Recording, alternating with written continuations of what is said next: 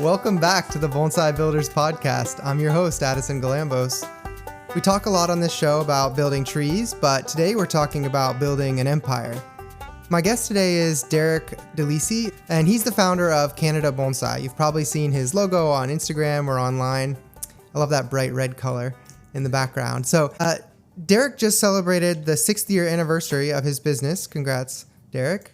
And as I've been learning more about his operation, it's pretty mind-blowing. So I'm really excited to have him on the show today. On top of his kind of nursery growing operation, he also has kind of cracked the code on something that has been very difficult in the U.S., which is the importation process of bonsai trees. So we're going to talk about both aspects of his business, and then as well as kind of talk about some of his specialties on the Japanese maple and ume side. So Derek, welcome to the show, and happy anniversary to your business. Thank you so much for having me, Addison. I really appreciate it. And thank you so much for hosting this podcast. It's fantastic. I love listening to it. The last 2 episodes on water with Jonas, and I think the other topic was fantastic listening to. That was great. Those ones were a blast. I really enjoyed those. I'm glad that those 2 came on the show. Eric and Jonas are awesome. So when was the actual official anniversary of the business? I know it was kind of around this time, but... July 8th is the day that I launched the website, but it had kind of been taking shape a few years before that. I was kind of selling it in my backyard. Can you kind of take me back to... Yeah, exactly. Can you take me back to like what's your relationship been with bonsai, and then how did it become a business? Like, how did you decide to launch your website 6 years ago?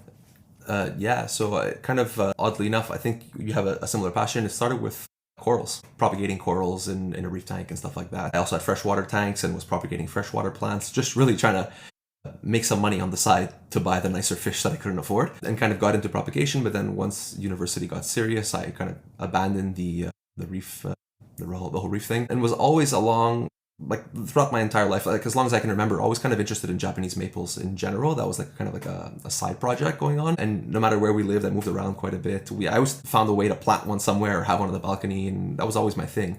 And then around 2015, I realized I could have a lot more Japanese maples if I just kept them all small in pots. And it kind of just, bonsai kind of just fell in my lap, where I'm like, oh, I can have bonsai Japanese maples, and it kind of just all pieced together and ended up in bonsai almost accidentally. And even to this day, I don't really feel myself totally committed to like the development of bonsai. It's not something that I'm absolutely passionate about doing, like pursuing it in the way that like you're doing, I think, or Ryan or Bjorn with like a high level. It's not my thing at all. I like big trees in pots. That's interesting to me, in really nice structures.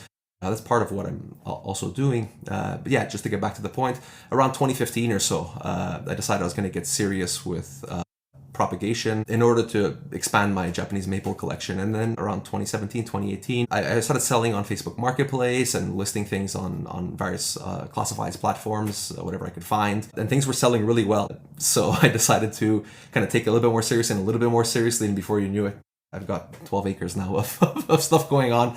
I kind of just spiraled out of control, kind of just got carried away. I warn people all the time. Yeah, I'd say 12 acres is a lot of carried away, but that's really cool. Yeah, for sure. People write to me all the time, and that's my one warning. I'm like, if you want to be a backyard hobbyist, do it. Be really careful, because it very quickly takes over your life.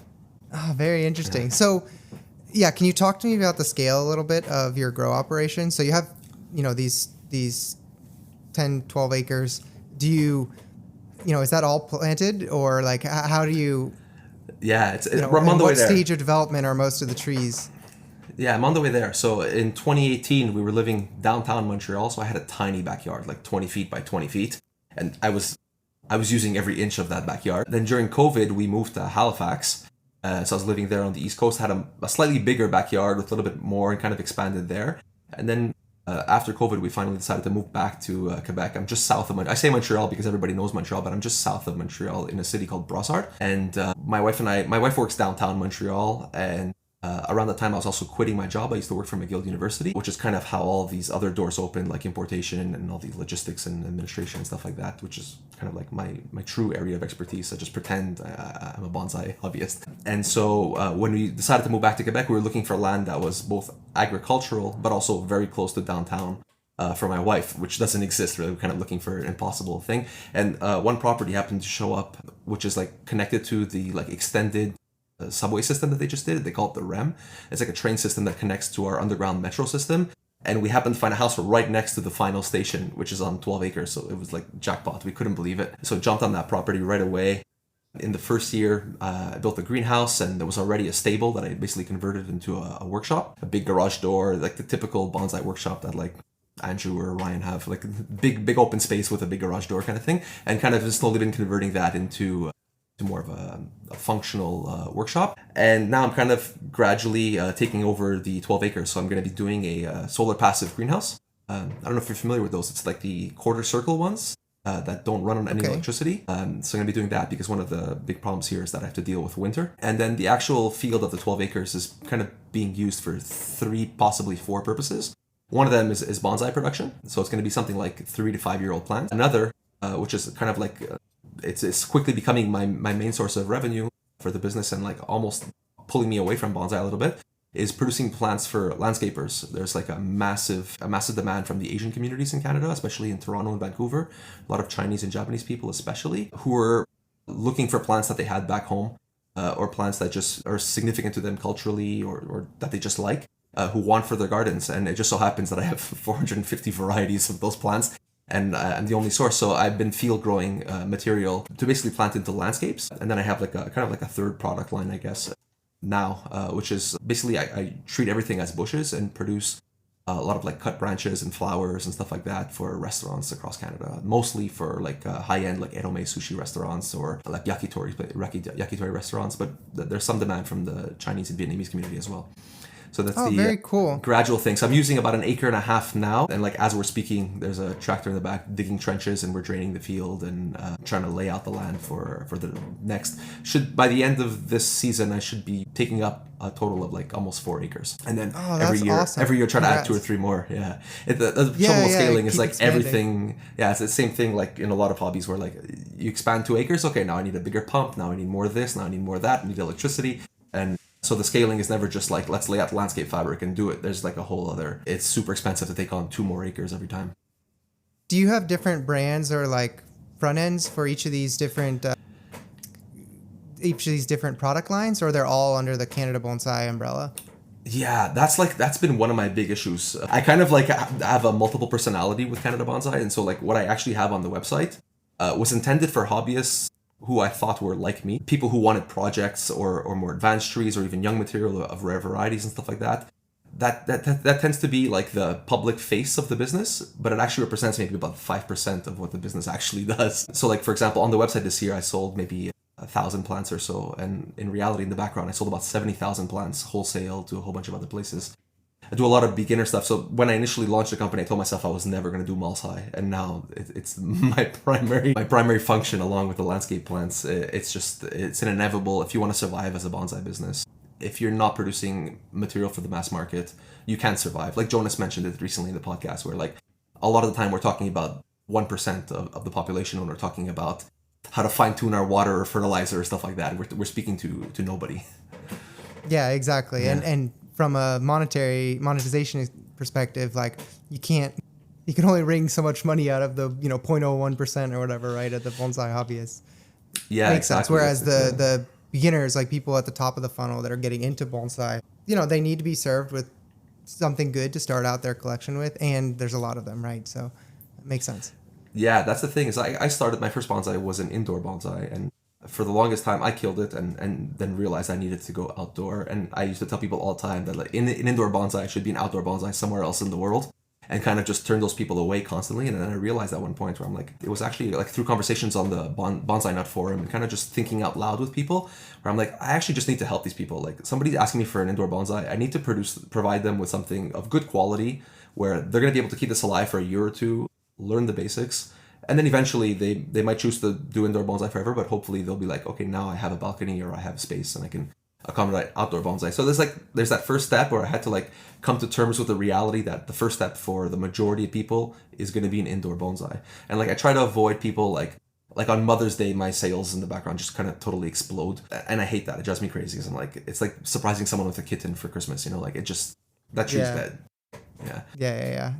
But definitely do my best and provide guides. Anti-pattern that's out there, but yeah, exactly. Yeah. So well, I mean, the nice thing is that like hopefully people are taking this material and then maybe they don't have success with their first time, like just like me with my first tree, I killed it. And then that like is their entry point into the bonsai hobby and going deeper in the future, right? Like at least they've have some experience with it and it starts them down that path.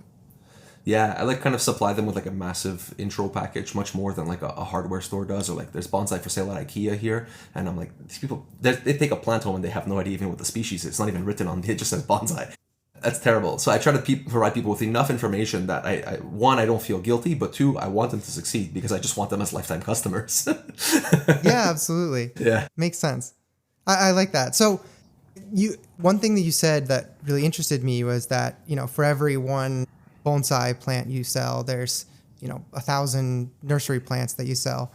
Is the pipeline for growing the trees different? Like, is a nursery plant, like a wholesale nursery plant, different, like in the actual development style than the bonsai trees that you're doing? Or like how do you think of that, like growing a tree for a nursery versus for bonsai? Like, what's the difference?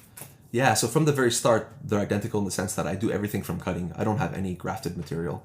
And I kind of insist on that. I know I can do more volume if I just outsourced grafting or even did the grafting myself, but I always like things on their own roots, and if they don't survive on their own roots, then we'll shift to other species. There's enough variety to work with in Canada. We also have very different climates, so like some species will survive in Vancouver that won't survive in Quebec City, for example. So there's that kind of stuff to take into consideration. But yeah, so initially, to answer your question, they all start with cuttings. Everything starts with cuttings. And then I'm much more careful when I'm producing the plants in the ground. When I'm planting the plants in the ground, for example, the bonsai will be planted on an angle, and I'll try to have internodes close to the ground and as tight as possible. And I'll definitely be surveying them on a regular basis to make sure that I have some interesting bits. I try not to wire the plants that go into the ground because I hate lying on my stomach. Yeah, when it comes to like hunting and stuff like that, I'll lie on my stomach all day long. But when I gotta lie on my stomach to wire plants, it's just not as fun. And so I try not to wire things. So it's more directional pruning with those plants. Because they're in the ground, they have a lot more vigor than they do in bonsai pots, at least for me anyways. That's been my experience. So I'm able to, on some trees, for example, like on a trident maple, I can almost get two directions going in a single year, and then kind of just let it thicken, grow a really long, I say really long, like 6 to 8 feet long leader, cut that back, and have a decently thick trunk where at that point, now there's several avenues. So I put it into a bonsai looking pot and sell it be basically a beginner tree, or do I transition it to like a grow pot and hopefully someone's going to buy that and turn it into like an Ebihara maple or something. Like just really spend a lot of time developing it 30 years from now. That's always like one of my concerns too, is that when I put too much shape into a tree and sell it, people just think that's how it's supposed to look. And they don't like view that as like, oh, I should actually remove 90% of what's here right now and kind of start from there. That's like the hardest thing for me to like absorb. Like a lot of people I just assume everybody's looking for a 30-year project. And then when I look at the demographics, my average customer is like 65 years old and up who are buying bonsai on my website. And I'm like, I don't know if 30-year projects is what they have in mind always. So it's... yeah, that makes sense. With deciduous material, it's like, it's a 20-year build process from the point of getting it out of the ground, right? And so... yeah. But yeah, I think a lot of times people are just buying like, oh, here, it already has the silhouette and I have a bonsai, right? But... different strokes for different folks, I guess, in terms of like what they're looking for. But yeah, the serious hobbyist or the advanced practitioner knows that that's like a starting point, right? Whereas a common person might not.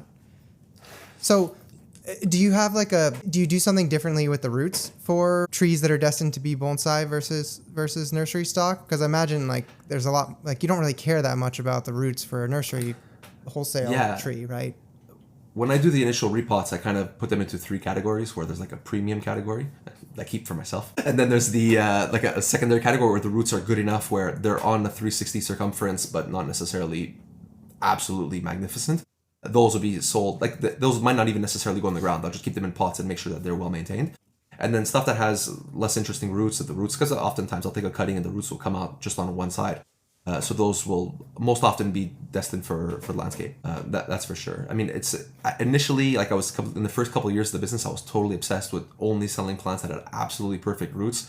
And it just made no sense when you're working at scale. Like I was able to do that when I was taking a dozen cuttings and even maybe 100 cuttings. But when you're working at 10,000 cuttings, just the effort of having to examine each root when you're doing the initial repot is just way too much work to be able to do that. So the best thing I can do is offer, and also like at that stage, a 2 or 3 year old plant doesn't necessarily need perfect roots. Like I've had plants here that I've had for 12 years myself.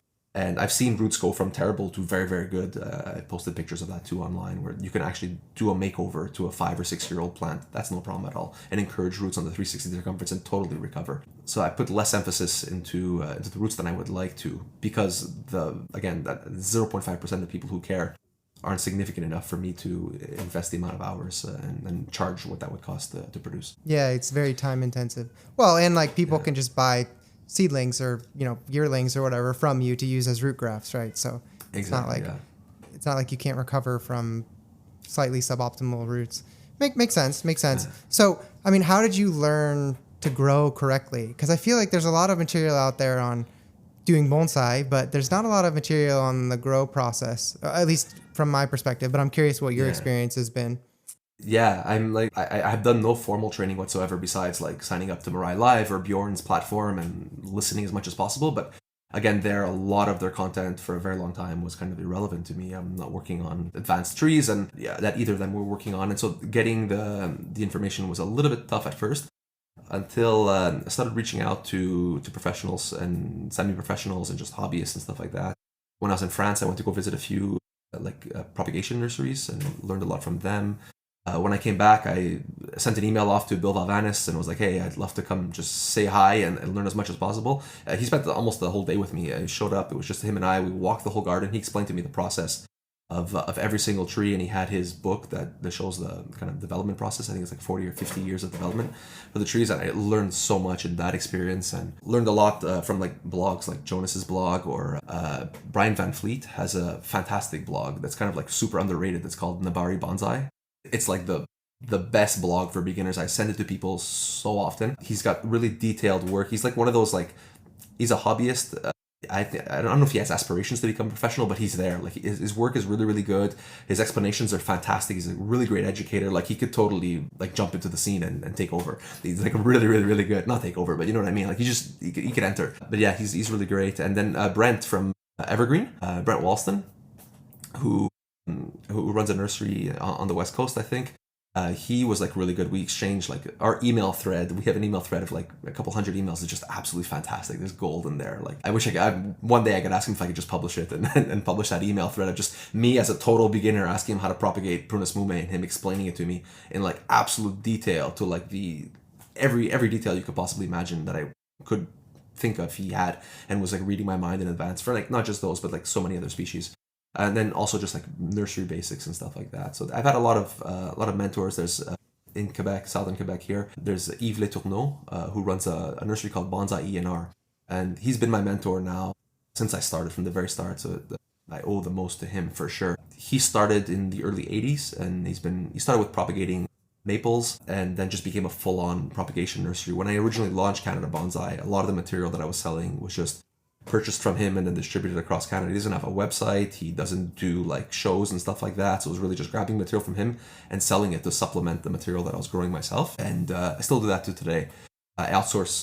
I call it outsourcing. I buy material from him and resell it, but I also outsource production to a lot of hobbyists in the area, because I just simply can't produce the volume of material that people actually want.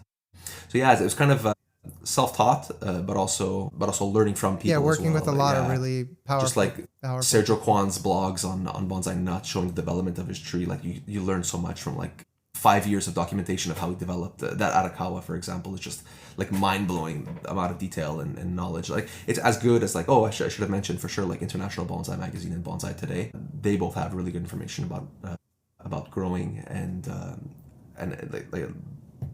a lot of the blogs on Bonsai Net. For example, the Ebihara blog, I call it blog, it's a thread on the Bonsai Net forum. The Ebihara thread is like a legendary thread. There's so much information in there that it could be a book on its own. So yeah, a lot of learning on the job kind of thing, and like fake it till you make it kind of stuff. So I'm still not like, I have no aspirations whatsoever to do, like I mentioned at the beginning, to do like higher level bonsai. I don't have the talent, skill, patience for that kind of stuff.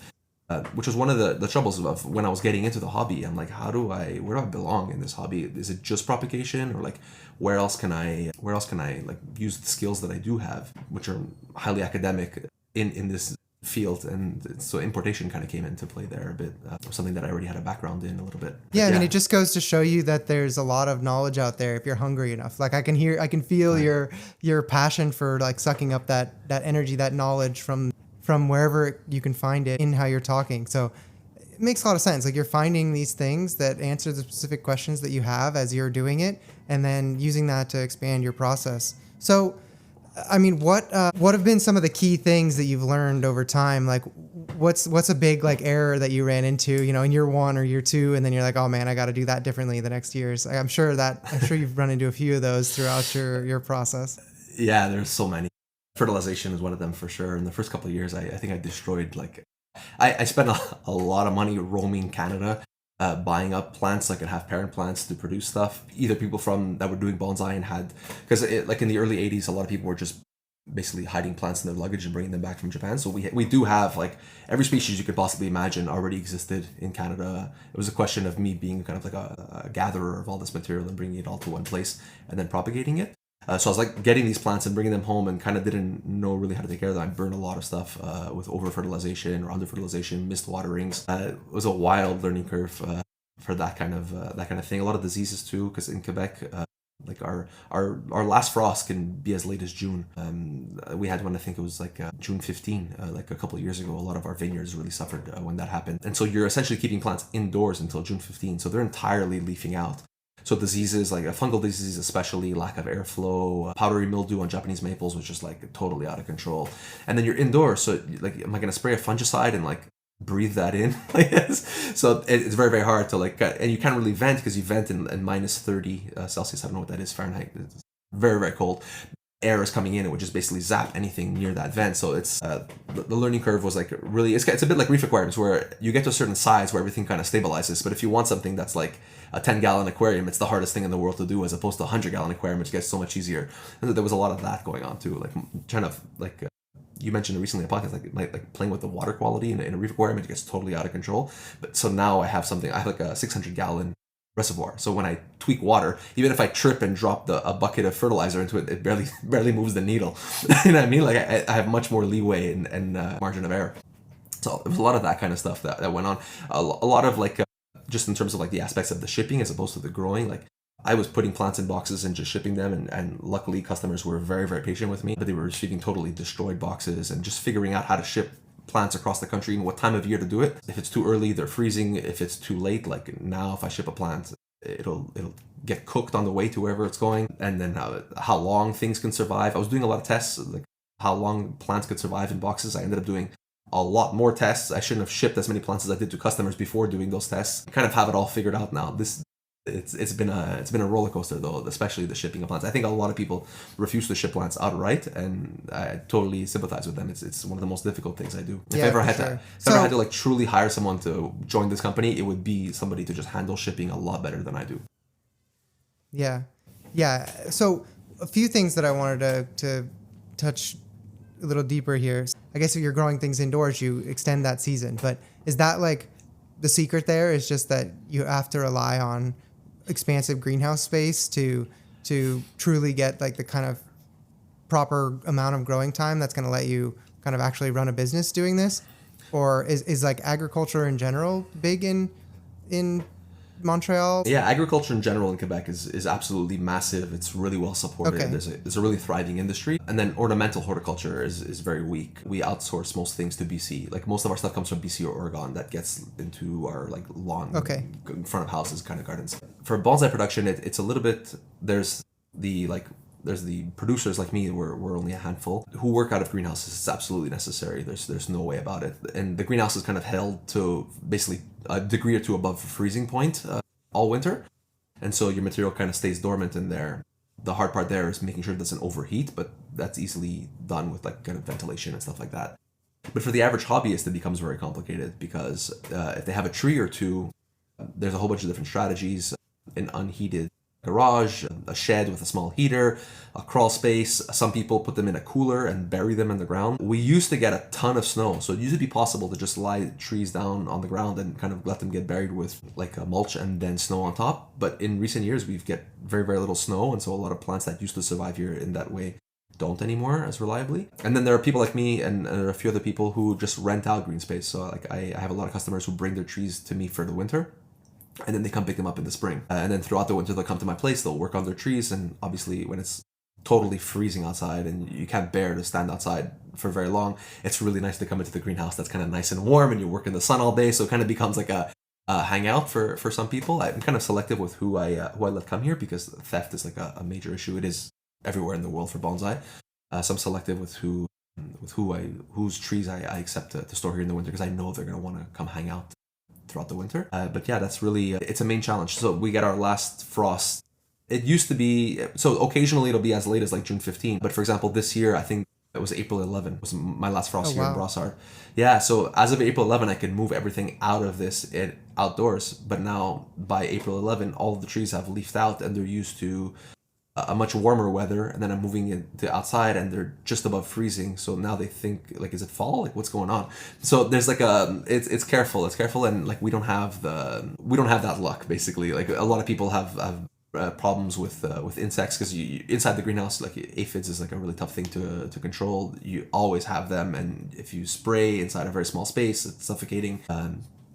But yeah, and then in the fall, in general we let the trees receive like a frost or two, like a hard frost, so they really go into dormancy. At least that's the belief. I don't know if scientifically that's true. And then we kind of move trees into their indoor shelters. So we have like. Okay. In theory, from June 1st to like December 1st, more or less. But obviously, September to December is not much of a growing season. We're kind of getting ready for dormancy. Yeah, it makes sense. And then the other thing that I wanted to... Okay. The other thing I wanted to ask about was I was very intrigued by your talk of like going to hunt down all these strange cultivars. Like, what was your kind of... I don't know, your white whale, like what was your species that you searched for the longest, or like any funny stories that you have of like going to random people's houses and, you know, asking to buy their, you know, Kotohime maple or whatever, right?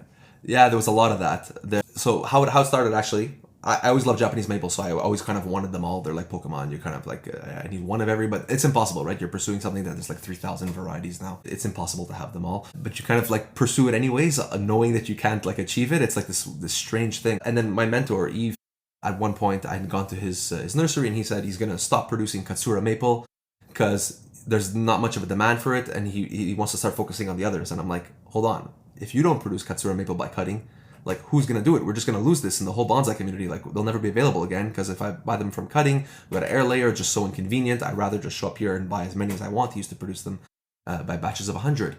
And so I was like, okay, I'll take this on for sure. And then he's like, well, if you want to take that on, why don't you take on all these other species that like I don't really care about? So that's kind of like I started my bulk. It kind of seeded my my propagation batch. And then through him, he also rented greenhouse space in the winter, and so I'd go to his place in the winter and be like, "What the hell's this thing with these berries? Like, I need this. Like, this is incredible." And I like even at that stage where I was like, I'm still learning all the plants that are being used in Japanese, and I kind of focus on the plants that are used in Japanese bonsai. Like, I'm not so much with the natives, just because they're so widely available. It makes no sense for me to make an effort and try to compete with these massive nurseries. Like Izeli, or for example, like I can't produce more Hinoki or Shimpaku than Izeli. Like you can get as many as you want for $19. Like I can't compete with that. And so so I kind of started speaking to his customers and leaving notes on trees and stuff like that. And then I bumped into David Easterbrook, who was the former curator of the Montreal Botanical Gardens, and was able to get a whole bunch of different varieties from him as well. He connected me with people, and I ended up in Ottawa, I ended up in BC, I ended up a little bit everywhere. I ended up making connections in Europe and brought some plants back from there. I was going to the States. I kind of traveled around the States a lot, up and down the East Coast, collecting trees from people. And a lot of the time it was like, especially with David Easterbrook, he's like, I have a friend, he doesn't have email or phone number, but this is where he lives. Like, just go knock on his door, let him know I sent you. And so there was a lot of that, where just show up and be like, I heard you have a Hinoki. And he was like, yeah, who are you? And kind of try to explain that like I would like the access to it, or if they take cuttings and stuff like that. And I was also very grateful that the Montreal Botanical Gardens has like this massive it's not all of their trees are always on display. They have like behind the scenes a massive collection of trees, and so I was able to get some trees there too and get cuttings from them when I wasn't able to get the tree itself. So I was able to expand that way a lot. And then of course I reached a point where I'm like, I've got everything that I can possibly gather in North America and in Europe, but there's still so much more that I want. And at that point I was kind of realizing already that was going to be the strong point of my business. like just having all the varieties available in one place, because that was the difficulty that I was facing as a customer. I really wanted Benishigori maples, I really wanted Sagan maples, and I absolutely could not find them. And I went to Bill Valvanis' place, and he had one, and he's like, it's not for sale, and I can't produce any viable cuttings from it. And then I went to someone else, and one other person had a Sagan, and they're like, yeah, it's just not for sale. So I was like, how are we going to get this? Like, everybody wants these, and they're impossible to get. And so I started to look into importation, and that became more and more realistic, and now it's a major part of the business for sure. And I think I've reached a point now. I mentioned I had about 450 varieties. I'm somewhere closer to like 600 varieties if you like count all the cultivars of azaleas and all the cultivars of like cherries and stuff like that. It gets totally out of control, and like a lot of them I don't propagate because there's like no demand for like an obscure variety of cherry that has like these massive leaves that no one's ever gonna want. So I kind of just plant them in the ground and let them do their thing, and I've got a dozen of them to make sure if a squirrel or two destroys a few of them, I'll always have like 1 or 2 parent plants available. So I try to keep... You're like a seed library or whatever, you know, like those things up in Antarctica where they store all the DNA of humanity. Yeah, there's that famous book where the guy saved the cherries. I don't know if you're familiar with that one. And a lot of people refer to like that. I'm trying to do that with Prunus Mume, basically. Oh, that's so interesting. Yeah. So yeah, how do you catalog or organize all this? Like, how do you know, I feel like if it was me, I would lose, like, oh, I know I have that somewhere, and then they'd be, you know, hidden somewhere. Yeah. How do you remember and label all these, or like, what's the system to track this? Yeah, it's super intimidating. I do inventory basically every winter, like at repotting season. So I pick up a plant. Does this need to be repotted or not? And no matter what, it's moving like from the workshop to the greenhouse, and it's being marked off. If it's a parent plant, it's a blue tag. If it's for sale, it's a yellow tag. And because I do import from Japan, export to the USA, I need to also mark like the day that it was propagated, the day that it was imported, and all that stuff needs to be documented. So like my tagging in general on the physical trees is quite meticulous. I don't send those tags to customers, but for myself, they need to be meticulous because I get inspected here every 6 weeks. And then like the actual like Excel file for the propagation is just completely bonkers. And I learned a lot from guys who do like small scale market gardening, because they'll take like a bed and they'll plant lettuce in the spring, and then they'll do something else after it and something else, and they'll use the same bed 5 or 6 times. So I'm limited in propagation table space, and the volume that I do, 10,000 cuttings, is like outrageous. If I use like it's a tray that kind of looks like an Anderson flat, but it's a different dimension, but it's a similar thing. You get the idea. And if I were to do it like 10,000 trays like that, kind of covers up a whole football field. But my table is actually like 20 feet. That's 30 feet by 7 feet. And it's a heated table, so I kind of really need that space. So I kind of have like a heavy rotation going, where my Excel sheet kind of tells me what in general will be ready earlier and what in general will be ready later, and I kind of try to delay things too, keeping things in the shade. But in general, like I can't hit all the species in every single year. So for example, this year I really like focused hard on a lot of the species that were highly in demand last year, but those will only be available for sale like in 2 years from now. So like next year, I'm always like chasing I get a sense of the demand and can only like satisfy that demand 3 years later. It's super frustrating because you can't just like grow them. I mean, some plants I sell much earlier than that because people just want the genetics as fast as possible, so they don't care about the size or age. But in general, I try to keep them a little bit longer than that. But yeah, it's a really complicated Gantt chart basically, and I kind of move things around as I'm walking through the garden. I do inventory. Yeah, sorry to answer that question. I do inventory kind of when I'm repotting. I do another inventory after my big March sale, and then I do another big inventory in the fall when I'm kind of bringing all the trees back into the greenhouse, up from outside into the greenhouse and into the workshop for the winter. And I like very meticulous about having like 2 parent plants of everything at the very minimum. And when they're hardy, I try to keep 1 parent plant on the ground and 2 parent plants in pots. For example, last year I got destroyed by voles. Voles kind of broke into my workshop and wiped out like a whole bunch of my maple parent plants.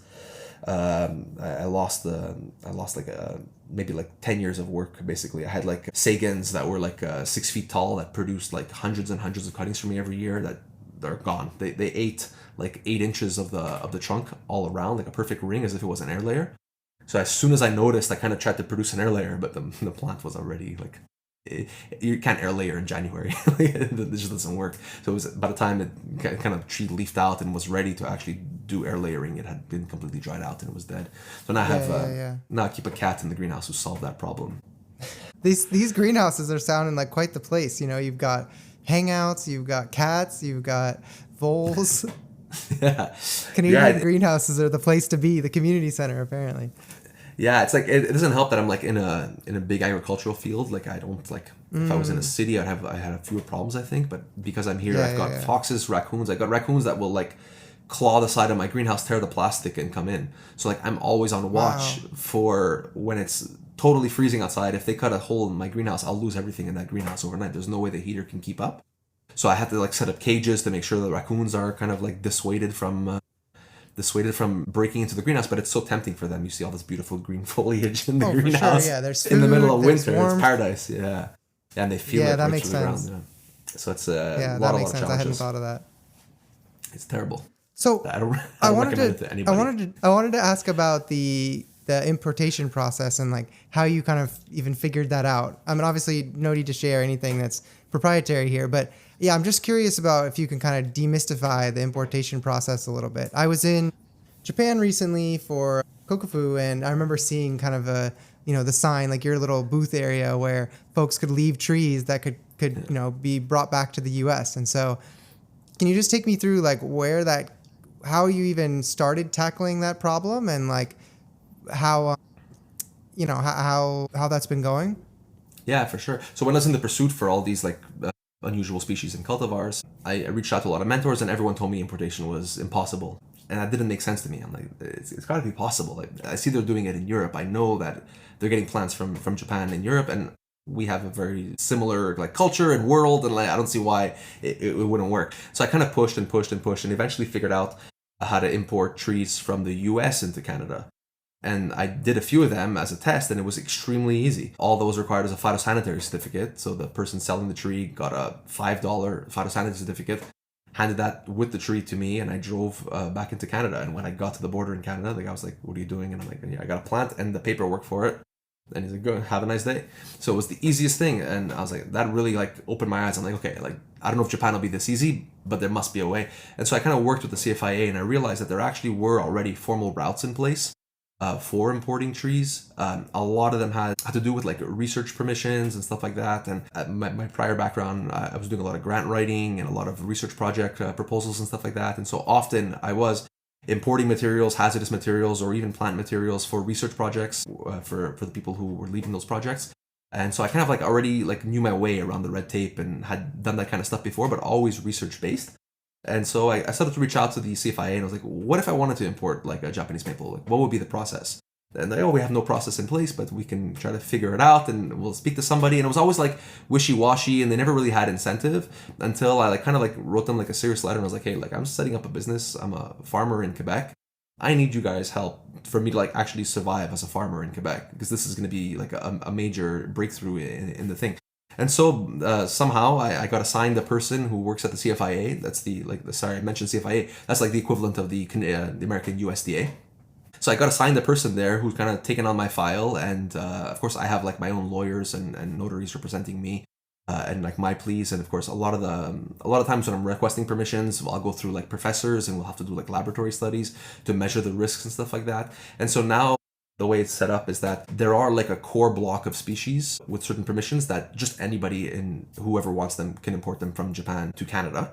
That's given, like, for example, Acer palmatum, the Japanese maples, but they have to be a maximum of 10 millimeters in diameter. So that's like one of the constraints. Or Diospyros, like the Princess Persimmons, they can be imported at any size you want. And so what's required in Japan is like, there's a whole other protocol there. So there's like inspection and treatments and fumigation and bare rooting and all of that stuff there. But those are criteria that Canada basically says, we don't want this insect or this pest that's known for that species to come into our country.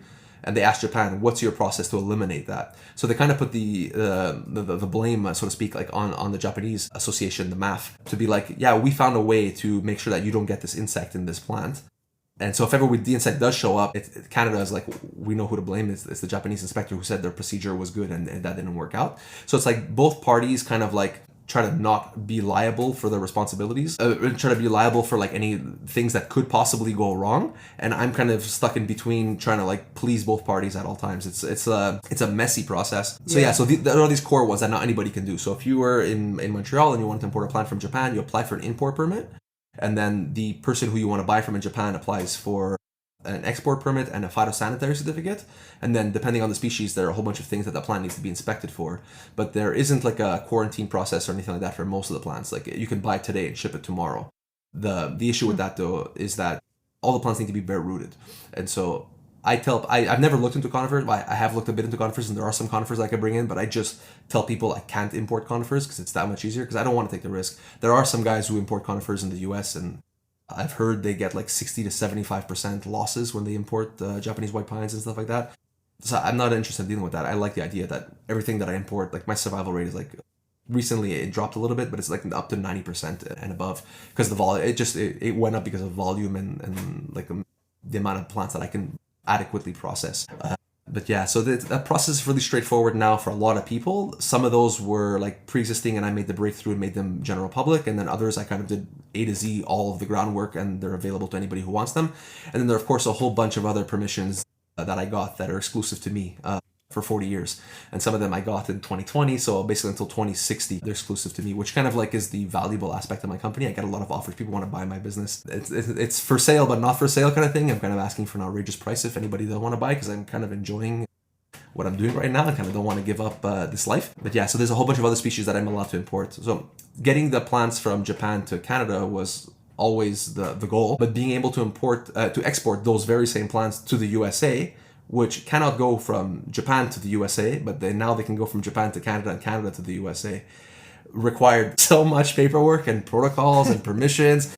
It's just totally ridiculous. So I'm now set up here in Brossard as like a quarantine facility, and any plant that arrives here, I have to go through a whole process to kind of naturalize it in Canada before I can export it to the USA.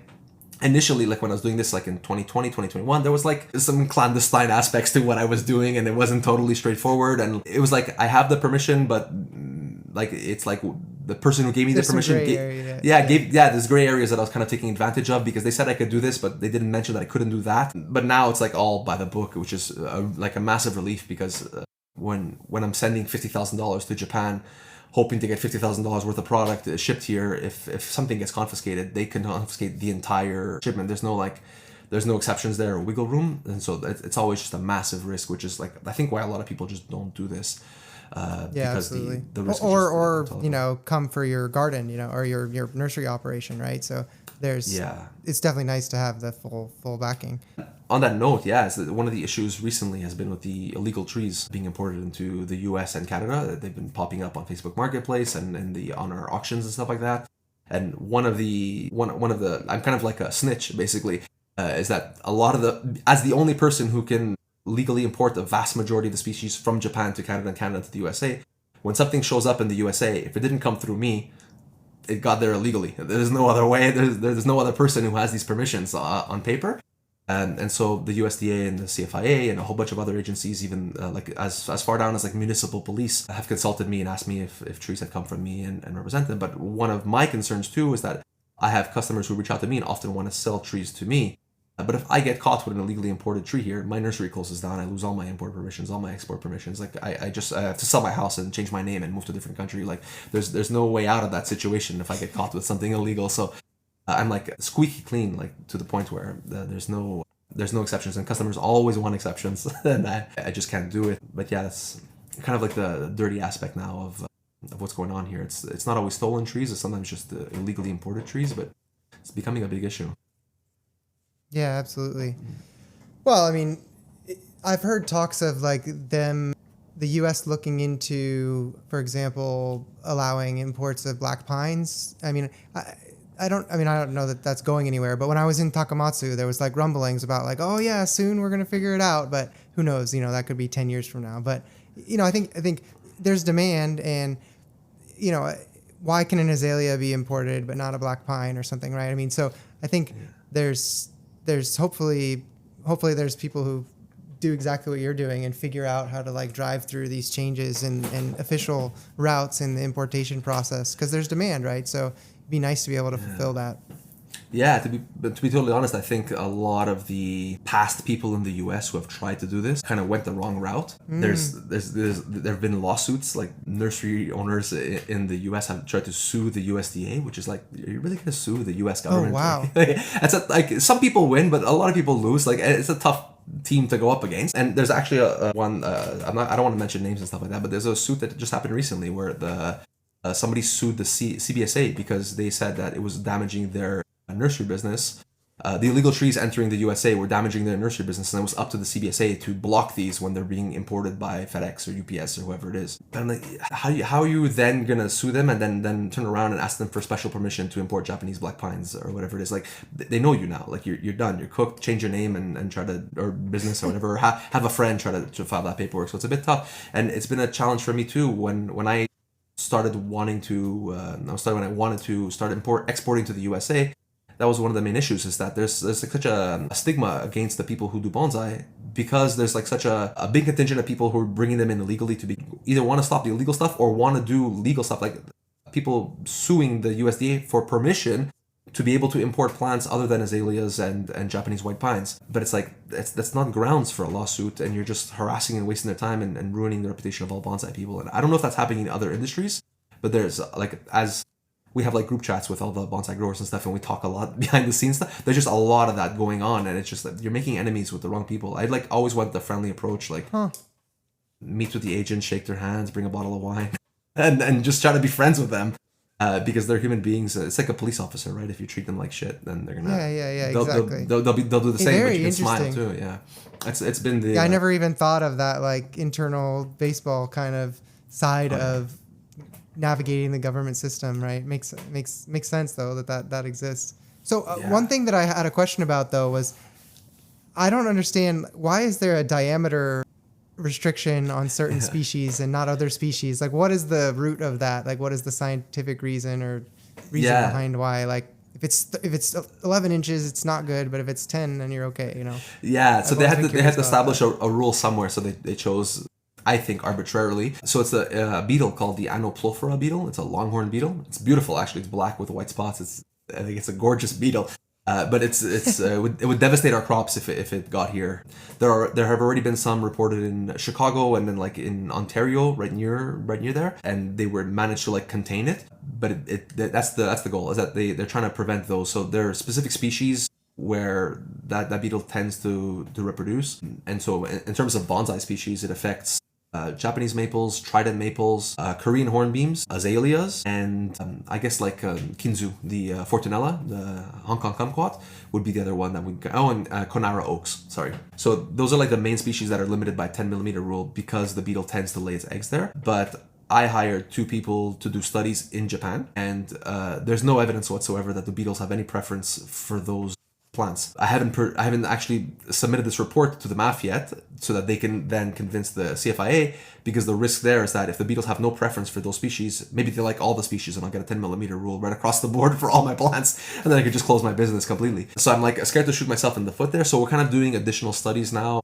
There was somebody doing a master's degree in Japan who I helped fund their master's degree so that she can incorporate the research into this disease in order to kind of basically track what the life cycle is of this insect and how we can contain it, and then also treat it so that the plants can then be shipped even if they're over 10 millimeters. So this seems to be like a little bit of a pathway there, but like it's you kind of like make progress, and then you take like every step forward is 2 steps back kind of thing with the paperwork and the logistics and how it's actually going to get executed. So I rent multiple greenhouses in Japan. And so like right now the plan seems to be that I'll be able to buy a Japanese maple of any size that I want, put it in this greenhouse. It'll have to stay there for 9 months. This is like according to like the plan that we're trying to lay out now and eventually going to present it to the Canadian government. It'll have to be in there for 9 months. We'll have to spray the tree every 2 weeks. We'll have to completely fumigate the entire greenhouse probably every 6 weeks. And then the tree will have to be like visually inspected by an inspector almost every month in Japan.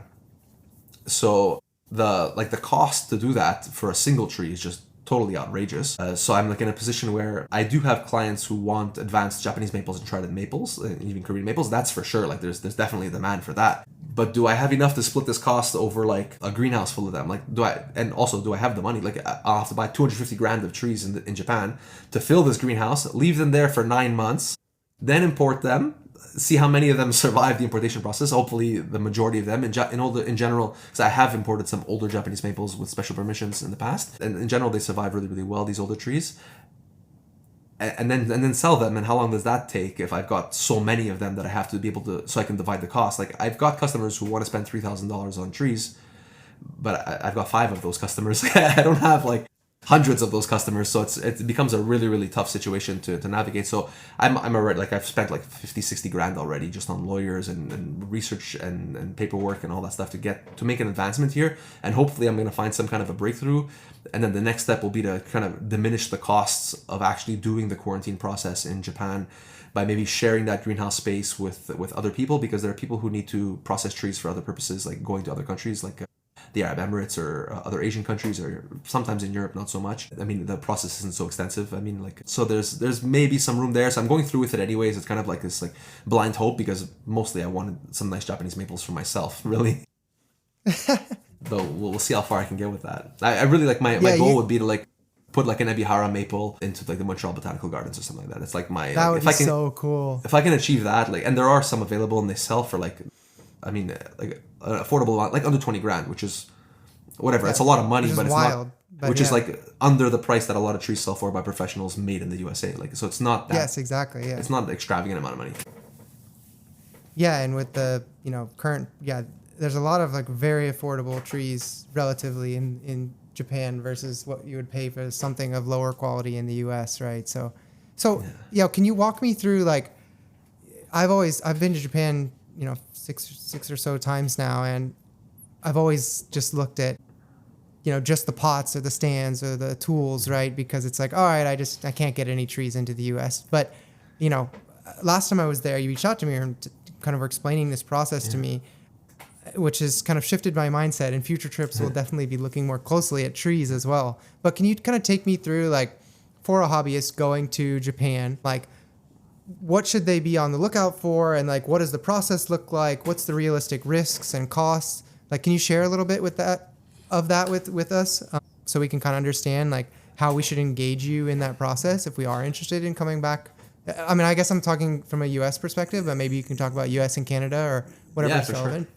Yeah, for sure. So I have a PDF that kind of lays out the whole process, and the prices do change because the shipping rates are totally in flux.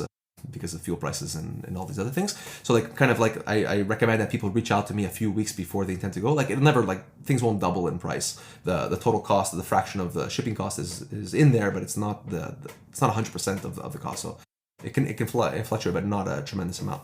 Anyway, so I've set up tables at the Gafuten, the Kokufuten, and the Taikan-ten, and I basically, there's a little sign on the table that says you can purchase any of the species that are listed on that PDF, drop them off at that table, and walk away. All you got to do is write your name on the tree and send me a picture of the tree. So the price, I think the pricing starts at like $1,100, and that's like for a tree that kind of fits in like a 12-inch by 12-inch by 12-inch box, so like a shohin, and then it goes up to like something like $2 grand or something like that, and that would be like for a monster tree, like 36 inches, a 36-inch cube box kind of thing. And so what happens, once you drop off that tree with your name and send me the picture, the person hosting that table, so it depends who it is. So for example, at the Taikan-ten, I use the Kukaien table. They lend me a space, so kind of people can drop off their trees there. And then at the other 2 shows, I have he's I think he's the current president, the former president of the Japanese Growing Association. And so I had reached out to him and be like, you recommend anybody like who I can trust to like man a table? And he's like, I'll do it for you. So I was like, that's fantastic. I get the president. So he's like super trustworthy and really good communicator, and like known online as a personality. So people see his face and recognize him, which is like a really big thing. It's like, she's a bit like Makiko Yashi. Like if you see her face, you know her. They like immediately. So like one of those few Japanese like really popular people in the West. So I got really lucky with that. So he receives the trees, and then he'll bring them either to his place or to one of my exporters. And then the exporters take care of the tree. And we're really lucky that I basically the shows happen in winter, and so you're buying a tree that's completely defoliated often, and then I'm shipping it from Japan to Canada right after the Kokufu. So I make sure that we collect all the trees from Taikan-ten, Gafuten, and then Kokufu, and then we ship all those trees to me in one shot in February. So the good thing about that is that in the past I had to like I couldn't get the trees shipped. The trees purchased at Kokufu in February, I couldn't get them shipped to me like in a 2-week span because of the export process was taking like 4 months long. But now I was able to fast track that just by having a good record with the people in Japan. And so one of the issues I was having in the past And there's like stories online and people circulating about this, and I'm like, it's like I try to ignore the rumors, but not rumors, but I try to ignore the stories, but they drive me crazy. That like people who bought trees at Kokufu knew that the trees weren't going to be pruned all summer, and so they might have bought this beautiful shohin tree that kind of totally outgrew itself over the whole year, and then got shipped February the following year, and so branches died back because they got shaded out and growth over thickened and all of these things. So that got solved. I was like a major concern for me, and so I was at one point I was considering not allowing people to buy trees at Kokufu, so they would only buy in November or January and get shipped in February, as opposed to buying in February and then waiting for the following February to get shipped. But I kind of worked really, really hard for the Japanese Association to fast track that process. So now a tree that gets purchased can be shipped to Canada in 2 weeks later, which is like an extremely quick quarantine paperwork process. It's totally outrageous, but it's also really expensive, which is part of the process. So like just getting the tree from Kokufu in Tokyo all the way to one of my exporters, for example, near Osaka, that requires a day of transport, and then you're losing a day of like actually like speaking to the person and then letting them know, and you have to do like inventory. And I'm importing like this year, I import thousands and tens of thousands of trees in one shot, and so when we do the paperwork for the inspector to come, the inspector comes and he's there for like 3 or 4 days inspecting all of the trees. And yeah, one of the issues that I ran into with this too is that I was kind of pricing based on like box size. I was telling people like, yeah, this price for like a 12 inch by 12 inch by 12 inch box, assuming somebody was just going to drop a shohin into there. And then I was opening up, I was getting pictures, and people were putting like hundreds, if not thousands, of cuttings in these boxes. And so the pricing was totally off because I was expecting to bare root one shohin tree, and instead I've got someone working like 3 days bare rooting all of their like taken maples or something. So it was just, I had to like revamp that system a little bit. So now it's 1 tree per box, and that's what the prices are. And I honestly like, I'm making like 10% on that. It's like my least profitable project that I do. It's really passion project. It's something that I'm gonna like keep doing and try to perfect. I think it's important. I'm like exploring also the avenue. I was talking about it recently with a few people, trying to set up in Tokyo area. I don't even know if I should talk about this, but yeah, because it's like a really like it's a dream project, and I don't know how likely it is to actually occur, but I'm exploring the idea now, and it's like it's serious. Like we're looking at venues and paperwork and stuff like that to set up basically in the duty-free area a bonsai shop at the Narita airport. And so basically, on your way out of Japan, instead of buying a bottle of whiskey, you could pick yourself up a bonsai and bring it onto the plane as a carry-on. So it would be limited in size, but they would all be trees that would be pre-approved entirely and ready to go to Europe, the USA, or Canada directly. It's like paperwork is a nightmare. I speak to like Japanese authorities, and they're like, we've never had a foreigner open up a business in the Japanese airport that wasn't like a franchise, like a McDonald's or something. It's like, and then we never had a foreigner open one up in the duty-free area, which is like a high security area. And now you're telling us you want to do plants that you want to rotate in and out of the high security area on a weekly basis because they'll die if they stay indoors longer than that. I'm like, yeah, let's see if we can make it happen. So it's becoming crazy. Yeah, so it's like I started that last fall, and we've made some good progress. We've like found locations and in the airport where it's like kind of like it could accommodate like an outdoor space too, like potentially on a balcony where we can like maybe bring in the trees just like twice a year as opposed to rotating them every week. Stuff like that. Kind of maybe turn it into like a cafe so people can just hang out, have a coffee, and look at nice bonsai, and they'll all be for sale as well. But yeah, so they're trying to like this whole import-export thing is like it's for fun really, and like I would love to be able to set that up, but I'm looking at the numbers. This makes no sense. It's a total waste of my time. It's consuming a ridiculous amount of my time, and it's not really like, it'll be fun if it works out, and like it'll be my contribution because I have not much else to contribute to the bonsai. So on that point, like it seems like what does drive you? Like what do you think? Because clearly some of these things are kind of for the love of the game to some extent versus strictly like the most profitable per hour type activity, right? So, and you have limited time, right? So I'm just curious how, like what drives you, or like how do you decide amongst these things? Is it purely like, hey, this is what I want, or like what I would want, and like you do it in service to the community, or, I'm curious like how you decide where to put your energy. Yeah, I view my own business truly as a hobbyist, and I'm like, what did I like really, really, really want, and still today, what do I want and can't have? And when something is something that I can't have, or someone tells me something is impossible, I take that personally. Like, I'm gonna make it possible. Like, we'll find a way. So there's that for sure, and like there's certain things that I'm like especially proud of. Like, so for example, like Benishidori were kind of impossible to get in North America. I don't know, like it's not Bonsai Hall of Fame worthy contribution, but it's like I think personally like a major contribution to bonsai in North America. Like having made these, I've sold like 5,000 of these across North America, so they're popping up everywhere now. People are producing them in their backyards. They're becoming like widespread. Initially, like for me to actually get my hands on those was extremely expensive in Japan, and then finding somebody who wanted to propagate them for me was hard. Getting them here, so I was selling them for like ridiculous prices, and people thought I was like a total jerk for asking those prices. I was losing money on them. Like I still haven't made a penny on that whole project, despite selling so many of them. But now they're widespread, and I can say that I'm the guy who popularized the Benishidori in North America. There's some satisfaction in that for sure. And that's kind of where I'm going now with the Prunus Mume. So I've got like maybe close to like 150 cultivars now of Prunus Mume. I'm planting an orchard of them. It's part of what I'm doing on the 12 acres, producing the actual ume fruit, which are illegal to import into North America from Japan. But we have a massive Asian population here who wants them, both Chinese and Japanese, for pickling and for producing juices. And there's like a whole, I don't know how true it is, but there's like a whole, people think they're very healthy and have like different health benefits, like kind of like acai berry or whatever. Like they have this like mythos around them where like you really need to have this if you want to be a healthy person. And so people like have a huge demand for them. So I'm growing the berries, and then hopefully also like the New Year's Eve plants. So like the embassies and a lot of consulates have contacted me in North America because for Lunar New Year, they want to be able to offer ume to people, and they don't have access to them whatsoever. And then they kind of, when you Google it on the website, that pops up. And so at some point, I mean, I've already started supplying like to 2 or 3 different agencies. I've been supplying like batches of 500 that they give to their members, like VIP members and ambassadors and whatever, and there's like a massive hit. And so there's like in some sense some like major contribution to like the Asian communities in Canada and even in the USA, that I'm really helping them get these plants, and so there's some satisfaction in that for sure. I like that. I also just really love the flowers. I think they're incredible. That's so cool. That's such a neat, you're literally like changing the demographics of what's possible in these different areas with, availability to species, availability to agricultural products. It's a very, very interesting story. I wonder what I know you mentioned at the beginning that you kind of did grant writing. Can you tell me a little bit more? Were you a professor, or like what was your role when you were working at the college? I think that's what you mentioned.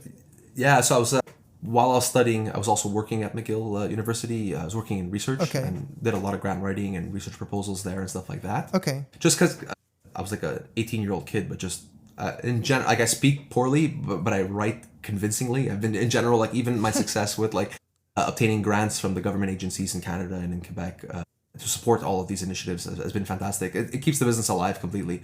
Like the Ministry of Agriculture in Quebec will like very strongly support somebody with a new initiative in agriculture. And doing bonsai was new for them, and then doing all these other things that are like culturally important for a lot of different communities. I get like, yes, there's like a sense of pride in doing it, but also like I wouldn't be able to do it like financially if I wasn't getting grants from the government for sure. Like that's absolutely key. So yeah, to answer your question, I kind of started in research at McGill University while I was studying classics, doing classics, linguistics, anthropology. Is kind of in a mix there. Did a bachelor's degree in Montreal, finished my bachelor's degree in Paris, and there too was like a very my last 2 years were very like research forward. And I was kind of like bored in that. I wrote a few papers in medicine, just like casually studying medicine. I wrote a few papers. They got grants. I got like I got a few awards for writing papers in medicine that like I was like, this is not even my field. Like this is easy. It was like I kind of got wishy-washy at one point about like what field I wanted to get into really, and then kind of committed to the classics and ended up doing. I was studying in North Carolina, doing like a thesis-based research paper. I got a book approved with the Cambridge University Press and kind of like abandoned to pursue that book entirely. And so I've kind of always been like proposing projects to people and just like in general, like I applied to grad schools and got into like every grad school that I applied to. So I was like, there's like a talent there for like convincing people in writing that I need to do things and kind of carried that over into bonsai with the rest like of trying your life. Convincing people to let me bring in plants that shouldn't be brought in, or not that shouldn't be brought in, but that otherwise wouldn't be allowed to be brought in. Changing the status quo, which is tough, especially in the government space. That's really cool. I mean, it's been really fascinating to hear you talk about, I think, your very unique skill set and the application of it to bonsai. So I really appreciate you taking the time. What's the right way for folks to engage with you, engage with your business? Like, where should they be following you to kind of learn more? Yeah, in general, like I used to do the social media myself. I don't anymore. It's outsourced to some kid who I think uses Claude or GPT or something to manage my thing. I upload pictures, the pictures show up on the internet. So if a lot of people, like a stupid volume of people write to me on Instagram and Facebook, I can't answer them. It's impossible. I don't know how guys like Ryan or Bjorn do it, but they must get bombarded. Like I have 5,000 followers. They've got tens of thousands of followers. It becomes unmanageable. I had to outsource it, which drives me crazy because I felt responsible answering everybody. So to get back to your question, sorry, is the website basically is the www.canadabonsai.com. Super easy name to remember. The big, annoyingly red logo that kind of burns your eyes and is me. And there's the contact form there, or my email address is info@canadabonsai.com or derek@canadabonsai.com. That's where most people get to me, but don't email me and tell me everything's sold out because the sales every March, and unfortunately, as hard as I work and as many cuttings as I take, things sell out in 24, 48 hours every year, and I'm doing the best I can. Yeah, you need to go from 2 to 4 to 12 acres real quick. Yeah, and to do with a greenhouse is like so expensive. So I'm progressing to field growing, which limits the amount of species I can get. Like for example, this year I was like totally caught off guard I did like Korean hornbeam cuttings. And I produced 700 of them, and I'm like, there's no way these are gonna sell. Like, I'm just gonna plant them in the field and hope they survive, whatever. All 700 sold in 24 hours. So I was like, this doesn't like, who are these 700 people? Like, where were they? What are they doing with this thing? It's like a little stick in a pot. So I get caught off guard with these things, and then I get crazy emails, I get threats. People are really upset that like I waited all year, like the thing came up, I clicked on it, it was sold out, and I was like, yeah, someone else bought it. Like, there's only so much that I can do. Like, but I'm outsourcing as much. I can't sell you something I don't have. Yeah, exactly. Yeah, exactly. Yeah, it's the threats are a whole other thing. Yeah, that's a lot. Anybody listening, don't send people online threats. How about that? Let's leave that as a blanket statement for folks. Yeah. Just to get back to what we were saying before, kind of like my weird research academic background that somehow applied to bonsai. A lot of things I've been thinking about recently, because I spent a lot of time talking to people in Japan. I work with a number of buyers and nurserymen and stuff like that, and spent a lot of time there, like in person, learning from them and stuff like that. One of the things that I've noticed and like been thinking about more and more lately, and a lot of people reach out to me because I kind of set up like this little bit of apprentice thing where I allow people to come here for 2 weeks and talk to them, and people trying to figure out like, I want to start a bonsai business, but like, how can I get started? Like, what should I do? And I get these emails like maybe 2 or 3 a month, and I've been like trying to, like, in general, I was like just telling people what I did and having them do the same thing.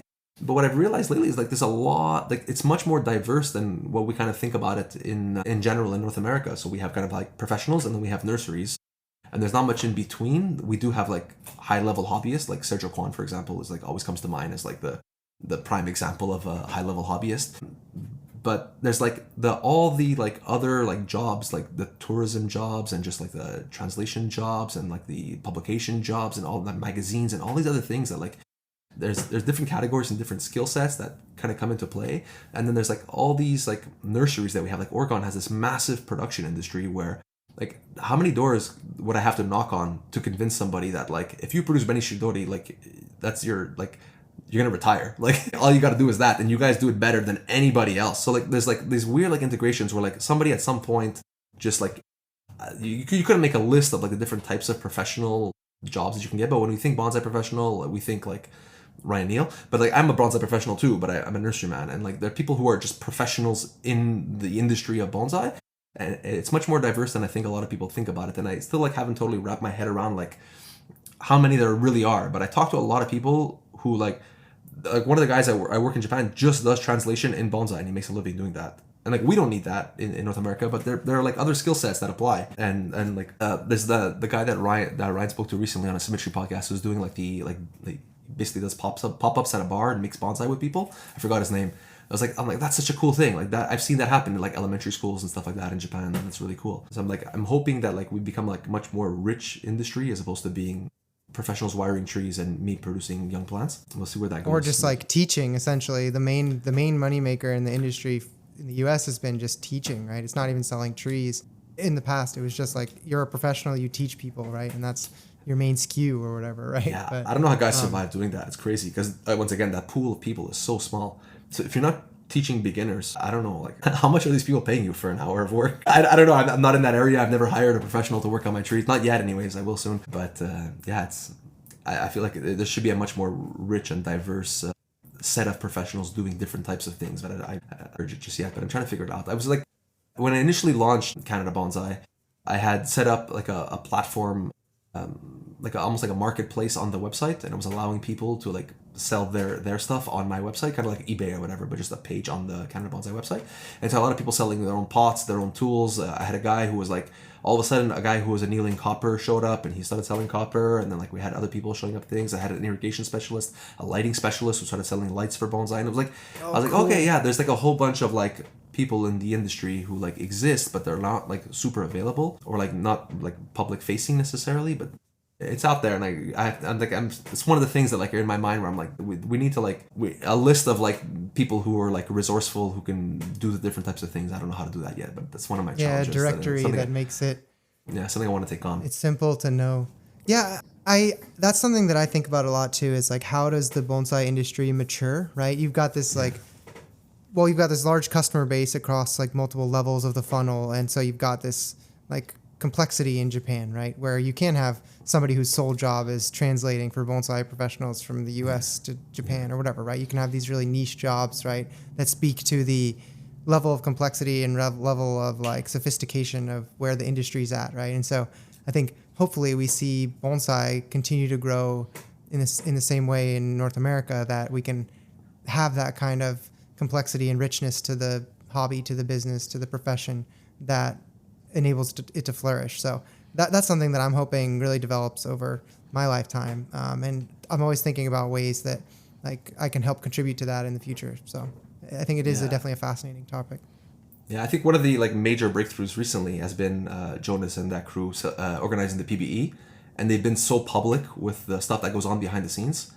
It's been incredible, because as much Bill's Nationals was totally amazing, but it also was like, he does it by magic. There was like a behind the curtains aspect that we weren't privy to necessarily, obviously just because he wasn't on podcasts as often as Jonas is and those guys. But yeah, that's been amazing. It's a huge help for somebody who wants to even organize like a local regional show now, has kind of like a guideline how judging is done and how organization is done and how even tables are set up. Like they've kind of laid it all out for us. It's really, really cool. Yeah, and the blueprint for the business aspect of it. Not that they're like trying to make a ton of money, but like making it sustainable, right, is important. Like if it's not sustainable, then you're just not going to see it more, right? So I really love that they reduced, like they shared their finances and stuff like that. Yeah, I wrote to Jonas recently. I'm like, can I help you get government grants, because they exist? There's a massive, especially in California, there's like a huge number of grants available for agricultural tourism. And the majority of people using that are people that are opening up high-end restaurants that also function like as an auberge, like where you can like have dinner there and sleep there kind of thing, like on a vineyard and stuff like that. But you're by hosting a bonsai event, you're bringing people in from all over the world. And so you're essentially doing agricultural tourism. And it's not obvious at first, but that's what it is. And so there's massive subsidies in there where sometimes they'll cover like all of your marketing costs, and that allows you to spend a lot more on marketing and things like that's that. Crazy. Yeah, there's a lot to play with there. It's something that I've been wanting to take advantage of in North America, but it's kind of, we're dominated here by like 3 or 4 old-timey bonsai clubs that kind of run the way they've been running since the 80s, and it's very hard to like kind of get them to consolidate and do one national event or like an East and West Coast event. So we kind of look to the U.S. to lead the way there, and your guys' shows are so much better anyways. So I'd rather just jump over the border.